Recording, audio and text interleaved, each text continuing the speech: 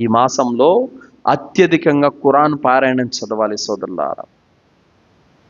ప్రవక్త సల్లల్లాహు అలైహి వసల్లం వారు అన్నారు, ఇక్రాఉల్ ఖురాన్ ఫఇన్నహు యఅతి యౌమల్ ఖియామతి షఫీఅల్ అస్హాబి.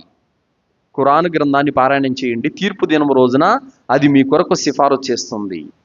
సోదరులారా, ఖురాన్ గ్రంథాన్ని చదవండి, దాని మాధుర్యాన్ని ఆస్వాదించండి. సోదరులారా, 2013లో నేను ఉమ్రాకి వెళ్ళాను.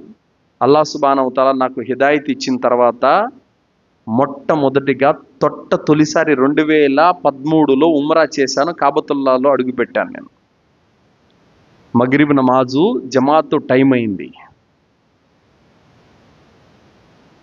అబ్దుల్లా బిన్ అల్ అవాద్ అల్ జుహని అనేటువంటి ఒక కారి, మక్కా ఇమాం, ఆ మగ్రిబ్ నమాజులో సూర రహమాన్ చదివిపించాడు.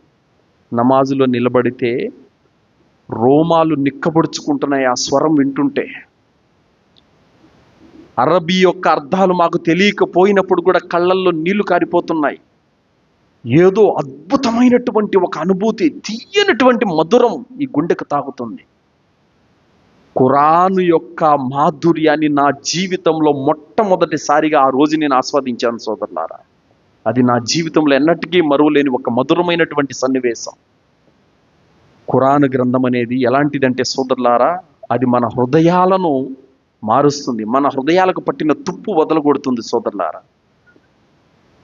కావున ఖురాను చదవండి, అర్థాన్ని తెలుసుకోండి, మాధుర్యాన్ని ఆస్వాదించండి సోదరులారా. ఖురాను యొక్క తీయదనాన్ని ఆస్వాదించండి.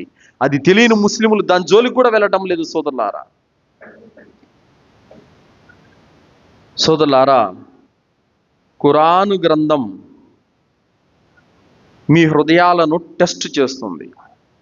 ఖురాను గ్రంథంలో మీరు నరకం గురించి చదువుతున్నప్పుడు మీ హృదయానికి బాధ తగిలి అల్లా భయం మీ గుండెల్లో పుట్టిందా, మీ హృదయము ఖురానుకు కనెక్ట్ అయిందని అర్థం. సజీవంగా వింది మీ హృదయం, అల్లా మాటకు స్పందిస్తుంది మీ హృదయం. నరకం గురించి చదివినా మీకేమీ పట్టలేదంటే మీ హృదయం చచ్చిపోయిందని అర్థం. అర్థమైందా? ఖురాన్లో అల్లాహ్ సుబ్హానహు వ తఆలా నమాజుల గురించి, దాన ధర్మాల గురించి, తౌబా గురించి ఎన్నో చోట్ల అనేక విషయాలు చెప్పాడు. ఆ సందర్భాలు చదువుతున్నప్పుడల్లా వాటి వైపునకు మన మనసు లాగటం, ఖురాన్లో కొన్ని విషయాలు చదివినప్పుడు మన హృదయం స్పందించటం సజీవంగా ఉందని అర్థం.